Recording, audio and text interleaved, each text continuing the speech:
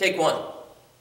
In the 2012 presidential election, CNN had a poll, and they asked the question, do you believe in the red state Jesus or in the blue state Jesus? Now, you're probably wondering, what do they mean by that?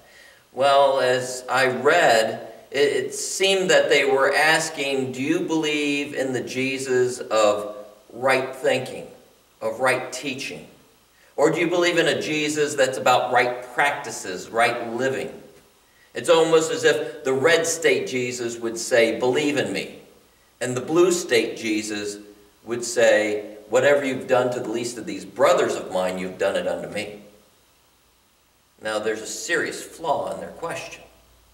And the flaw is found in forcing a choice between one Jesus and the other. It's almost as if they're forcing you to choose between a Jesus who's about faith or the Jesus who's about love.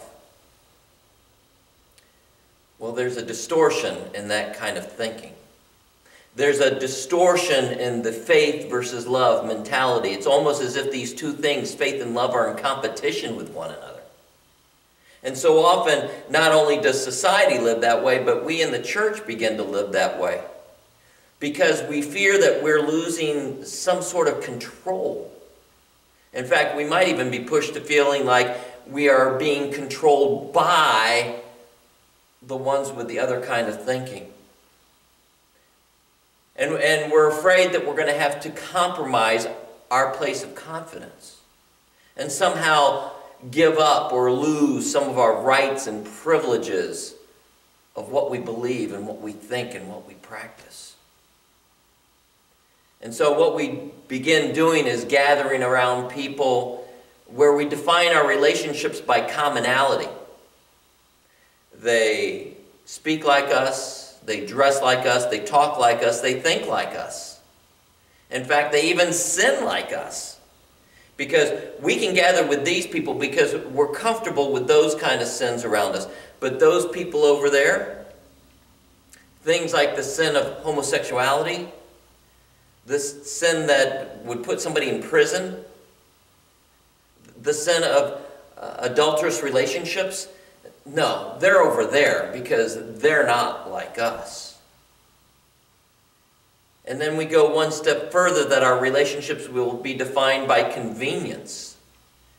That as long as things are happening in my good pleasure, according to my time, I'll relate with you.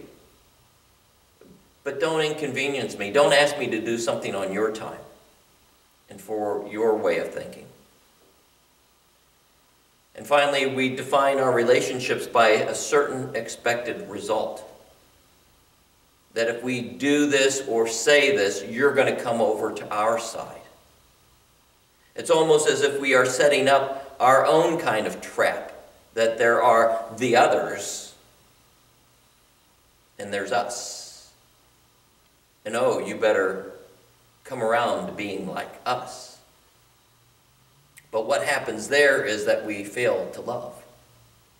We fail to love in a Christ-centered manner, as Christ focused on the other, as he lived out his ministry and as he went to the cross.